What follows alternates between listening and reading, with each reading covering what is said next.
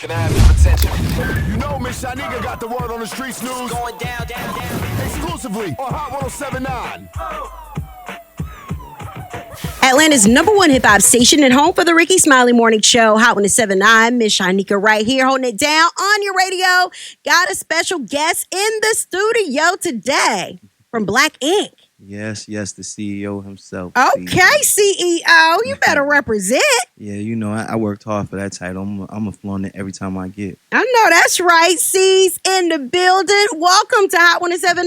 I thank you for having me. I'm glad I'm here. I'm glad you're here as well. You look a lot better in person than on. Wow, thank you. Why people always say that? Because do I look ugly on TV? No, it's not that. We can't see your skin. So like HD still isn't like human contact or digital. Right. So when you see somebody in person, you like, all right. I see why C's got these minds of women messed up out here in these streets. I do. What? I'm trying to be a good boy. I ain't even want to go there first. We're going to talk about the business. Then we're going to talk about. All right. We'll talk about the ladies. How you was wilding for. I be wilding sometimes. Wilding. Nah, it's just sometimes, you know. Oh, okay.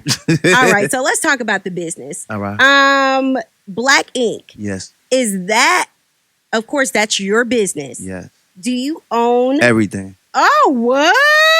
Yeah, I want to put that out there. Copyright, trademark, everything's mine. Me and VH1 have an agreement on the Black Ink Crew name. Okay. That they pay me for. All right, so ownership is a must. I didn't come in until the second season of Black Ink. All right, very interesting, by the way. Yeah. Very. I was like, hold up, now what is going on here? Just a very interesting show. So, does Mona Sky have anything to do with this situation? Nah, Mona don't have nothing to do with this situation. This is totally Big Fish. Okay. You know, even though I have been on some of Mona's production, and shout out to Mona Scott. She's a strong Black woman doing her thing. Right. But I love her production, but we on a whole nother production company that's Big Fish.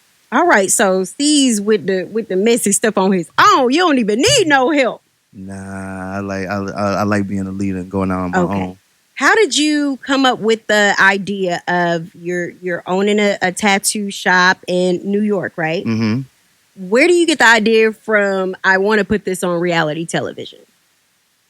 I really didn't want to be on TV. Really? I tell you the truth. When I first opened up Black Ink, it really wasn't. It wasn't for no popularity or even reality shows. Because to me, reality shows at that time, it was like, oh, why would I want to be on reality TV?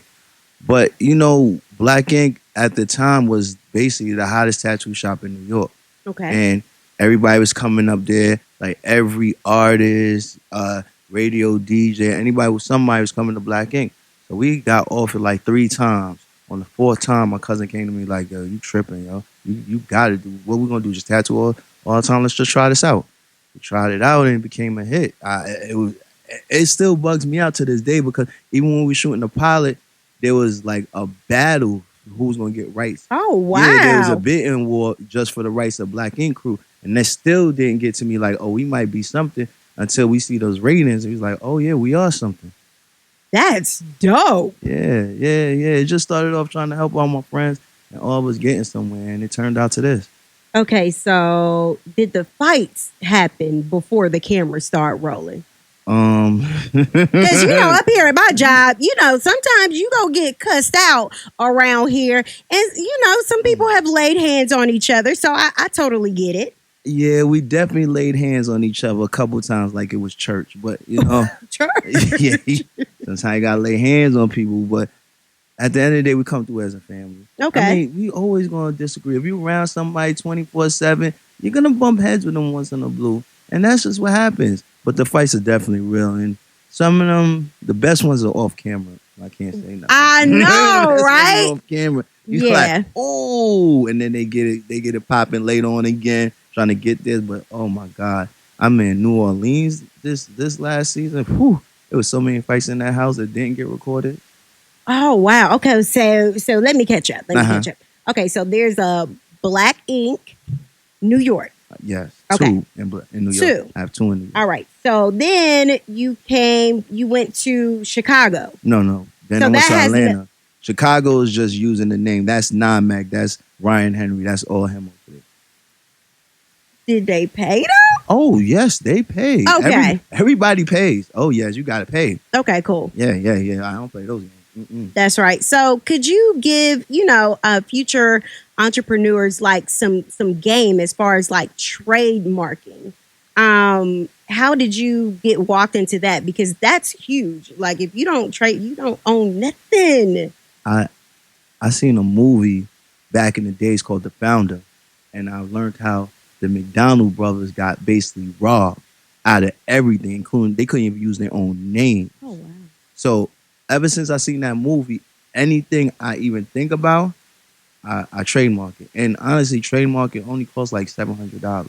Like a lot of people, some people think that's a lot, but to basically put a hold on your future and make sure it's locked down, that's the best thing to do. Because if I didn't do that with Black Ink, I couldn't make the moves I make right now. Oh wow. Dang, you just put people on game. $700. It can save you a lot. Just imagine if they were smart enough to trademark that McDonald's name. That's crazy. Yeah. I've heard some really sad stories about people being robbed of their rights. So I even see it with rappers, like they don't trademark their names, and before you know it, the label has your name, have your music, have all the rights to everything. I learned that you have to learn from other people's mistakes.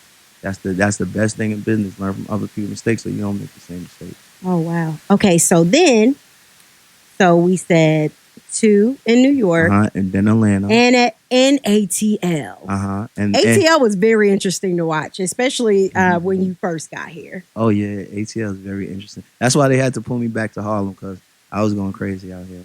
ATL is a very interesting city. I love it out here. Really? Yeah, I do. I ain't gonna lie to you. What's one of your favorite ATL spots to visit? Besides Black Ink, Yes. I gotta say Instablue. Instablue is probably one of my favorite. Even though I haven't really got to go out to all of the places in Atlanta, I only got to visit a few because when I get here, I get bombarded with tattoos. But Instablue, I guess it's just the whole environment. And also, oh yeah, two Chainz joint. I love that place, yo. I've been there like twice. I need to go back. And BQE. Shout out to BQE. Look at you getting some of that good Georgia cooking. You ain't even know you was gonna like a ATL like that, huh? Nah, I really didn't think it like that. Like I thought I was gonna come down here, open up a shop, get the vibes, but it became more like a culture thing to me. Like I really got inducted to the culture. Like I didn't even know it was that deep down here. Oh yeah. And then once you get into it, it's like, ooh, why go back home? Okay. Yeah, and I see why a lot of New York, especially Bronx guys, get stuck down here. Oh yeah. It ain't because of the Georgia peaches, you know. It might be because of Georgia peaches. All right. I figured you was gonna say something like that. All right. So, can you tell me? We talked about trademarking, and you're a big boss. Much respect on that. What are some of the things that it takes to run a successful business? Oh man, no sleep, hard work, determination, ambition. There's a lot of things it takes because it's gonna be some days that you basically wake up and there's no one that you could talk to about what you're about to do. There's no, like me, I have a problem because there's no blueprint for me to follow, especially with the tattooing industry. Like, who am I to sit there and look at somebody's reference that did this before me? Because I'm doing it on my own. I'm basically being a trailblazer. So at the end of the day, sometimes I have to reflect on myself and sit there and say, bro, you got it. You okay. You know what I mean? Even though when it's looking bad, it look like I'm about to hit the wall. You got this. You be okay. You just got to breathe sometimes because most of the time, if you really sit there and think about things logically, you get through it. It's most of the time you get messed up when you start being emotional. Oh, wow. So do you have a strong team, besides the tattoo, as far as like running your operation on a day-to-day? Oh, I have a very strong team, Robert, running my operation day-to-day. Like, people don't understand that I have such a big business. I had to get a very strong team that I could talk to every day that understands my busy schedule, especially with filming. So I really employ my peoples, but I make sure that my peoples are loyal. Oh, wow. So you said that you're very busy when you're in the ATL. What does your appointment list look like? You probably booked into the end of the summer. Or yeah, tell me about that. Right, I'm probably booked up to Christmas. Get the out of here. Yeah, I'm probably booked up to Christmas. But you know what? I try to make time for everybody. Like if somebody just comes to a regular person just comes up to me and say, "Cease, yeah, I want a tattoo by you. Like it's really on my bucket list." I'm gonna make it in my discretion just to make sure that you all right with that. Now everybody gonna say that. See? Nah, not everybody gonna say that, but I try to help everybody out. That's just how I am. Like I think about like the days that people didn't want tattoos from me that I had to beg. Now it's wow. yeah, I gotta remember those days, because my mom's always used to tell me some days you gotta prepare for them rainy days. Not every day everybody gonna love you. So you gotta try to make sure you appease everybody. What's the longest situation that you had to like tattoo somebody? The longest tattoo I ever did was probably 10 hours. Oh, wow. 10 hours. I did somebody's, like, I did their whole back, but we didn't get to finish. They tapped out. I finished it later on. The whole tattoo probably took probably 16 to 17 hours. But we sat straight 10 hours. So let me ask you something. So it's been, inducted into our culture. I know rock and roll really embraced it, but facial tat. At any, when this trend really like kicked off in our community, did you have any kind of resistance about it? Because, not everybody was, like on board with that. I felt like people wouldn't be able to get like jobs to take care of their families because they would be judged by the tats on their face. I'll be truthful with you. I really don't do facial tattoos unless I know that you're like somebody who's established or just period. You got to be established. Like I do it on a rapper or something. But if you're just a person who's an 18-year-old kid just trying to find where you want to make it in, like I'm not going to do that to you. I'm nothing above the neck. Matter of fact, I probably won't even do your neck. Like I really got conscious over the years because people don't understand. I've been tattooing for 12 years now, and I've done seen the effects of people not being able to get a job, not being able to do nothing because of tattoos. People really judge you of your appearance, and regardless if it's against the law or is not, they're gonna do it. So I turn down a lot of tattoos because of that. Yeah, I picked that up off of your character. That's exactly why I asked you. Because let me tell you something. I had called an Uber one time, and then a dude had like tattoos like going down the middle of his face, and I was like, "Cancel! You're not pulling up to my house with that on your face. We're not doing that." The funny thing is because I see the problem in the culture right now.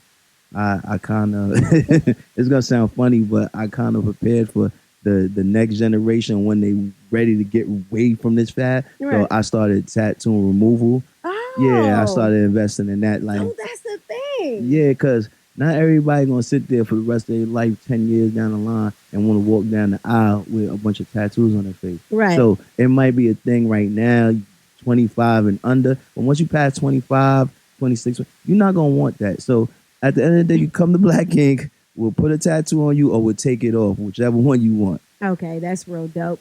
All right, so I heard you're going around the country for a tattoo convention. Mm-hmm. All right. I have my own little tattoo tour right now. I'm hitting a couple states, but it's just really right now just to try it out. But next year I plan to kick it off major. Probably do like 15 states. Okay. Yeah, I'm trying to do other things. I think I'm like a rock and roll star tattooing. Man, you tricked the hell out of me, Steve. Like, you coming in here like you an intelligent Black man. You got your together. Like, I'm like, what the hell is going on? This is not who I see on TV. Should we have pulled up before we started rolling? Because this is not who I was expecting to see. People got to understand I'm a Gemini. There's two sides of me. Oh, Lord. So you see Caesar on TV, and then there's regular life Caesar who take care of everything. I wouldn't be able to have so many business if I was just the Caesar on TV. Okay, so you sure wouldn't. I wouldn't. Like, I am reckless, but that's after dark. Like with the Gremlins. Like, you feed me after dark, I turn into one of them things. But other than that, I'm good. Let me ask you what I asked the Gemini that worked with me earlier today. Are you more of the Tupac Gemini or the Kanye Gemini? Like, where you at with your crazy? I'm kind of in the middle because I know I'm crazy, but I don't think I'm that crazy. Okay. Like Tupac, you talk to 10 different people, you got 10 different Tupac. Exactly. You probably get that from me too, but then I probably say something crazy like Kanye, and but I mean good behind it, but it just came out wrong. I'm in the middle. But do you know? I just read an article a couple of days ago, and it said that if you ask 10 different people about a certain person, they're all going to have 10 different accounts of that person. So it's like it's true for human nature, like period. But Gemini's it's not. damn sure true for Gemini. Yeah, it's Y'all true. crazy. I'm not gonna lie. I wake up sometimes just on another side. It's just how it is. I didn't realize I had a problem. But then when people said it. How do you get yourself back together though? Because you have to go and be a businessman, or you just go to work on the bullshit. I'm gonna be completely honest. Mm-hmm. I talk to myself and I answer myself. I talk to myself in the mirror like, yo, get your stuff together. And then I answer myself back, you right, I'm tripping. And then I just work. Oh, so you real crazy. Okay. Yeah, I told you I'm crazy. I didn't deny it. All right. So I don't know if you're gonna appreciate me saying this, but so see, oh God. Not only had I prejudged you from the show, but I interviewed Dutchess probably about almost 3 years ago. Oh my God. Oh God. All right, let's go into this. No, I be loving these stories, really? though. And so, she really came off as like I was Ike, right? Like woman. Yeah, yo, that's crazy. I was watching the show and I was seeing the same thing. I was like, yo, this is good. What is it? Yolanda? I brought my popcorn out. Yeah, that's her name. I don't even know her name. I just know. Oh, she was on that show? Yeah, she got to fix her life. Oh, I didn't know that. I didn't know that neither. And so you got a chance to hear about an account of being in a relationship with you from her perspective? Yo, from her perspective, I'm the Antichrist. I don't even understand that. I watched some interviews. I was like, yo, I ain't know. Who's she talking about? It's me? I thought she was talking about her other relationship before me. Once I saw it, I was like, nah, that ain't me. But, I'm not going to sit there and go back and forth. I did see how it ended, though, because I didn't think that she would go get it popping. You was really trying to, like love on her. And she went, I was like, this is not for real. Like, that's why I don't understand. Like, all the stories I hear is none of that is real or have any, like, it has nothing, no substance at all. So when I be hearing stuff, I be like, what? What did I do? I heard I didn't buy the ring. I heard I used to put my hands on her. Aww. I heard crazy things, and it was like it would bother my family because it was really like testing them. Because like, how could she know my family? We was together 5 years, so how would you just sit there and just make up lies like that and try to make me as a monster? But as I told everybody around me, she's gonna do stuff like that. You know what I mean? She's emotional. She's going through stuff, and I did not want to get back in that situation. So sometimes when people don't want to get back in a situation, the other person will try to destroy it and tear them down. So after it was over, did you still have a little bit of hope that things would maybe turn around? Because the fans did. They were, holding out. I'm gonna be hope. truthful. As soon as she left on, let's say Friday, by Monday morning, she was on radio shows just going crazy. Okay. So it was more of like, why are you doing this? Like, I don't remember us having this gripe like this. And then you should know, like, Shorty was lying at the situation. And then it was just went from us being good, and then I just started seeing everything everybody else was talking about. They try to sit there and say she's not no good for you. Look what she does. Look. And then for me, it was like you was tearing down a man that you was quote unquote loved. Right. I never did that to you. I never went to social media or anybody and tried to discredit you or bring you down. So it was like, it was a whole thing. But I was more happy that I got away from that situation because it could have been way worse. Yeah, it sounds like it could have been. So did you in the relationship end up taking responsibility for what you brought to the situation? Because it just can't be one person that's doing all of the toxic stuff. I always take responsibility for anything I do. But in that whole situation, like down later years, I don't remember doing anything but helping her. So that's why I really couldn't understand. Like, yeah, beginning years, we mess up. But those later years when we already got engaged, I'm helping you build your shop. I'm helping you do certain things. And it was more like, where did we go wrong? But like I said, certain things just not meant to be. Yeah, you move on. Yeah, so you move on. Is there a new Miss Caesar soon to be? I know you having fun in these ATL streets, but you know the peaches be trying to like put down. I'm for real. I don't have a missus right now. I'm honestly really trying to settle down right now. Like when I first got out of my relationship, I wanted to be single. I wanted to mess around for a while, but now it's just like a little played out. It's played out. Like the first year, it was played out to me. It was like and then I just got stuck as the player Caesar. But if people know me, it's like he's too busy to be running around doing what he do because I got so many businesses and I'm trying to do so much. So now it's more of trying to find a structure and trying to find something more that I could sit there and come home to. Because it would feel special to have somebody I could spoil, have all this success and who I get to go home to, nothing but work. Like, I want to have somebody. What type of woman would Steve be looking for? I need a woman who has her own, like a businesswoman. Like, we could sit there, share notes, kick ideas off each other. Somebody who's really trying to build and see, like, they have a goal in life. Like, they want to be something. Like, my goal in life is to be a billionaire. And that, yeah, that's what I want to be. I want to be that guy that be like, ooh, he made it out of nowhere. And I need a chick like that too, who came from the mud, who willing to grind just like I'll grind. Like, you don't have to be rich right now. We can get rich together. Okay. All right. We like your spirit. Starter, is there anything else I need to, because they told me it was like a big fight that had happened on the show that people were concerned about, that you did the most, but I mean, oh God, when haven't you done the most? That's what I'm saying. Like, I'm always doing the most. That's why we stay tuned in, because we like to see that. Listen, this big fight, it escalated out of, it really didn't escalate out of nowhere. It's been brewing for a while, and I lost my temper. I have to say, as a man, I lost my temper, and I should have knew better. And you know, people got hurt. One person got hurt, and I'm sorry about that. Like, I really didn't think it was that. I really didn't think we did that much damage. What was like hurt? Like stabbed? Oh no! Shot? Oh no! We don't use. I was leaking. Back hurt. Oh, you threw somebody back up? Bang day back. Oh, you didn't. Oh, listen, I don't want to say too much. You know what I mean? Are they still around though? They're still around. And you know, they ain't go to the hospital for no long. You can't be beating people ass and they still just be looking you in the eyes at the shop. Yeah, we could. Like, really? We are men. Like, we should be able to fight and then later on give each other a shot of Henny and hug it out. So who whooped your ass before? Because you can't just be giving out ass whoopings and not receiving them. Well, last time I got my ass whooped was 6th grade elementary school. What? It was my best friend at the time. They gotta go.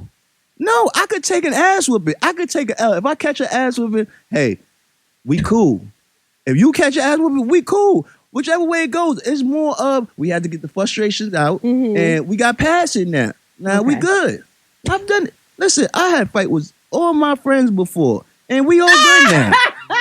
Do you know that sounds crazy as hell? It does. I guess that's in New York then. So what you're basically telling me is I whooped all my friends' asses and we still good. Like it's just a little ass whooping. Yeah, it's a scuffle. Like, that ain't nothing. Like, yeah, and you gotta understand.